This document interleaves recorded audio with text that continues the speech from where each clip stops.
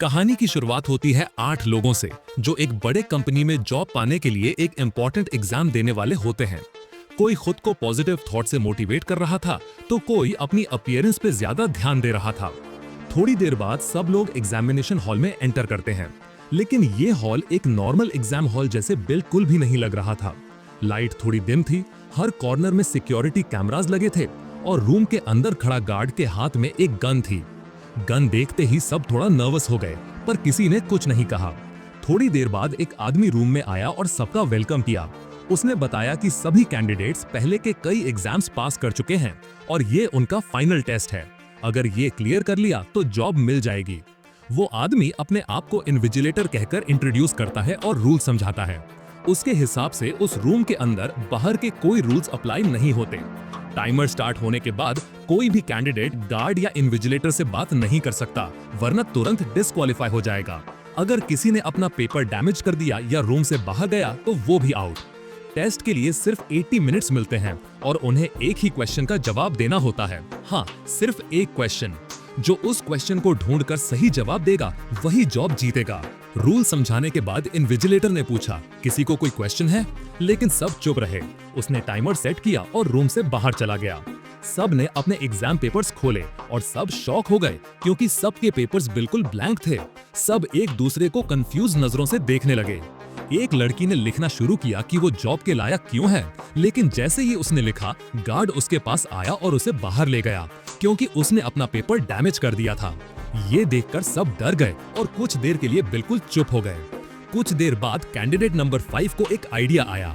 Rules में लिखा था कि वो गार्ड और इन्विजिलेटर से बात नहीं कर सकते, पर एक दूसरे से बात करने से तो मना नहीं किया गया है।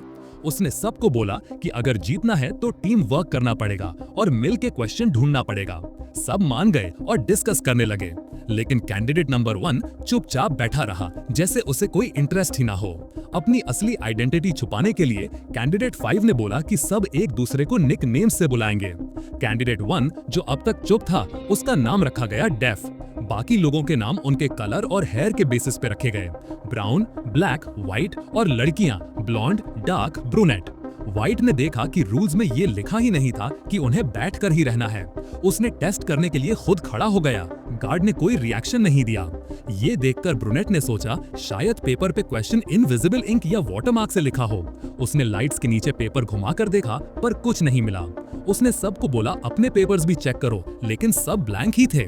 तब ब्लैक ने आइडिया दिया कि शायद क्वेश्चन इनविजिबल इंक में लिखा हो, जो सिर्फ यूवी लाइट में दिखता है। ब्लॉन्ड ने देखा कि वॉल से हल्की सी ब्लू लाइट आ रही थी, शायद वो यूवी लाइट्स थी। उन्होंने स्विच ढूंढने की कोशिश की पर नहीं मिला। ब्लैक बोला शायद ये इमरजेंसी लाइट्स हैं जो तब जलती हैं जब रूम अंधेरा हो जाए। तो सब ने डिसाइड किया कि लाइट्स तोड़ देते हैं।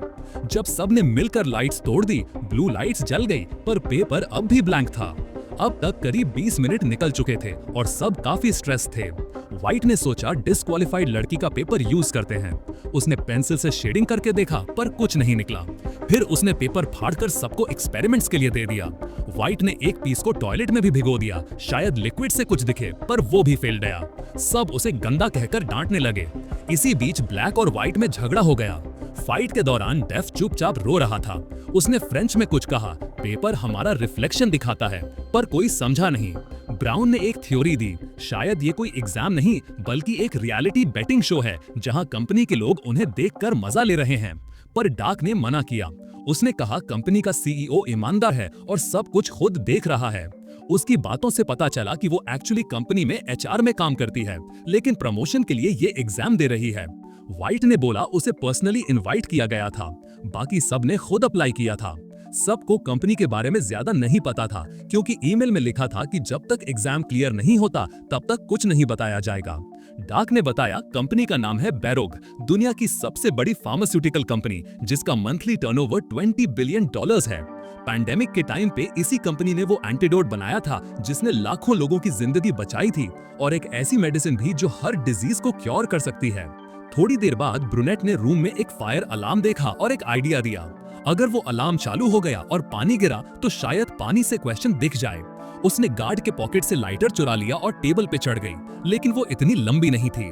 व्हाइट ने उसे एक पेपर दिया और उसने उसे जलाकर अलार्म तक पहुंचाने की कोशिश की। अलार्म बज गया, पानी गिरा, लेकिन पेपर पर कुछ नहीं बदला। गार्ड ने आकर ब्रूनेट को बाहर निकाल दिया क्योंकि उसने अपना पेपर जला दिया था। व्हाइट ने उसे ट्रिक किया था। ब्लैक गुस्सा हो गया और बोला, I should punch your lights out. और तभी लाइट्स बंद हो गई। सबको समझ आया कि लाइट्स वॉइस एक्टिवेटेड थी।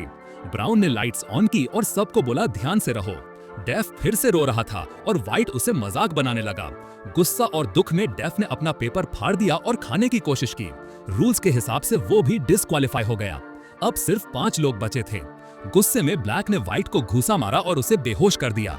सब ने उसे चेयर पे बांध दिया और टाई से उसका मुंह बंद कर दिया। जब व्हाइट होश में आया तो बोला उसे उसकी मेडिसिन चाहिए वरना वो मर जाएगा। सबको पता चला कि व्हाइट को एक सीरियस बीमारी है जिसमें उसे हर घंटे एक पिल लेनी होती है।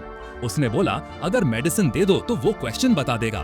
पर जब ब्लैक ने उसके पॉकेट चेक किए, मेडिसिन नहीं मिली। व्हाइट का बॉडी हिलने लगा, वो सीजर में जा रहा था। सब उसकी मेडिसिन ढूंढने लगे और एक लड़की को वो पिल ब्राउन के डेस्क के पास मिली। ब्राउन ने छुपाई हुई थी।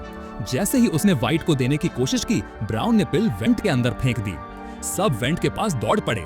ब्रूनेट ने इन्विजिलेटर से हेल्प मांगी कैमरा के थ्रू, पर क्योंकि उसने रूल तोड़ा था वो भी डिस्क्वालीफाई हो गई। ब्रूनेट के जाने के बाद ब्लॉन्ड ने सेफ्टी पिन से वेंट से पिल निकाली और व्हाइट को दे दी। व्हाइट ठीक हो गया और सबने उसे खोल दिया। तब उसने बताया, ये क्वेश्चन हम खुद ही हैं, जो लास्ट तक रूम में रहा वही जीतेगा। फिर अचानक उसने गन पकड़ा, पर वो फायर नहीं कर रहा था क्योंकि वो फिंगरप्रिंट लॉक्ड था। उसने गार्ड का हाथ पकड़कर गन अनलॉक किया और सबको धमकाने लगा। डर के मारे ब्राउन रूम से भाग गया और ब्लॉन्ड भी उसके पीछे, पर बाहर जाते जाते उसने वॉइस कमांड दी, लाइट्स ऑफ। रूम अंधेरा हो गया और व्हाइट ने पैनिक में ब्लाइंडली गोलियां चला दी। लाइट्स ऑन हुई तो ब्लैक जमीन पर पड़ा था, उसके सीने में गोली लगी थी। व्हाइट ने क्लॉक देखा, टाइमर खत्म हो गया था। वो कैमरा के पास गया और बोला, मैंने जीत लिया। लेकिन गार्ड ने अपनी घड़ी दिखाई, अभी भी 20 सेकंड्स बचे थे। और क्योंकि व्हाइट ने टाइम खत्म होने से पहले इन्विजिलेटर से बात की थी, वो डिस्क्वालीफाई हो गया। तब पता चला डेफ ने पहले ही टाइमर सेट करके कम कर दिया था। अब सिर्फ ब्लॉन्ड बची थी, जिसका एक पैर अभी भी रूम के अंदर था। टेक्निकली वो लास्ट कैंडिडेट थी। व्हाइट के जाने के बाद वो वापस आई, डेफ के ब्रोकन चश्मे उठाए और पेपर को उनसे देखा। इस बार उसे पेपर पर कुछ लिखा हुआ दिखा।